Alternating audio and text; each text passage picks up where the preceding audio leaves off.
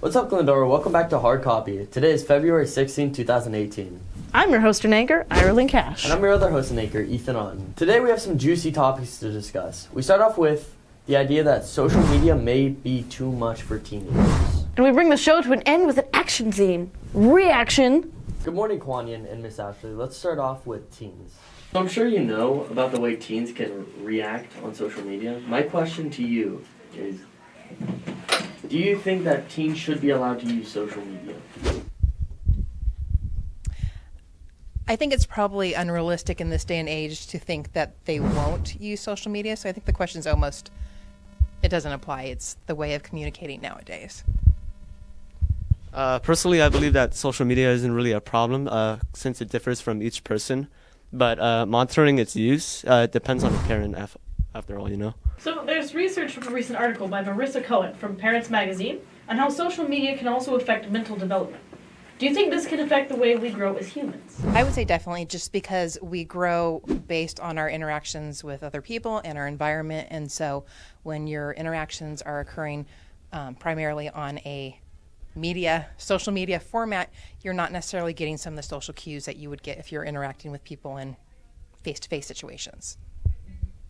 I have to agree. When you're in a room and you're on your phone and you communicate, you're not really physically communicating them or seeing them eye to eye. It's more like incognito and you don't really see each other. Can't see any facial reactions or anything like that. What about cyberbullying? Do you think this has an effect? So same thing. I think social media definitely has an effect. Obviously, it's cyberbullying, but it's much easier to say something when you don't have to look at the reaction of the other person. It's always easier to do something when you're removed from the situation. So it does, I think, give people sometimes confidence in the wrong way to say stuff that they would not normally say face to face.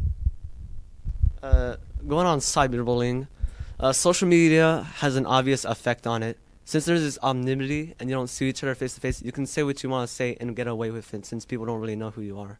So yes, it does have an effect. There's also a saying that having a lot of likes and followers shows how popular a person can be, and having little to no likes and followers shows how they're not as popular. What are your thoughts? And what about how it affects them mentally and the thought of them not being popular? So I guess my opinion would be social media is like advertising, and so a lot of what goes on there is very much edited. You know, you choose what picture you put on, choose your words, and so I think likes and dislikes have sometimes more to do with your ability to put on a good presentation. And I think it's important for students and kids, teenagers, adults even, to know that it does not reflect who you are as a person and whether people actually like you as a person. I have to agree. Likes and followers doesn't really affect you. I mean, some people will like and they would ignore the picture after. Maybe they just want to get a like for a like or just to make friends, but it doesn't really matter. It doesn't say if you're popular or not. And finally, how do you believe parents should deal with this? I just think it's important with any issue is communication. So communicating with your kids and making sure that they understand that the social media world is not the real world, and you have to have some perspective when you're interacting with people, and know that it's okay sometimes to step back and put up barriers and, you know, hide people and get rid of them off your social media if it's what's best for you.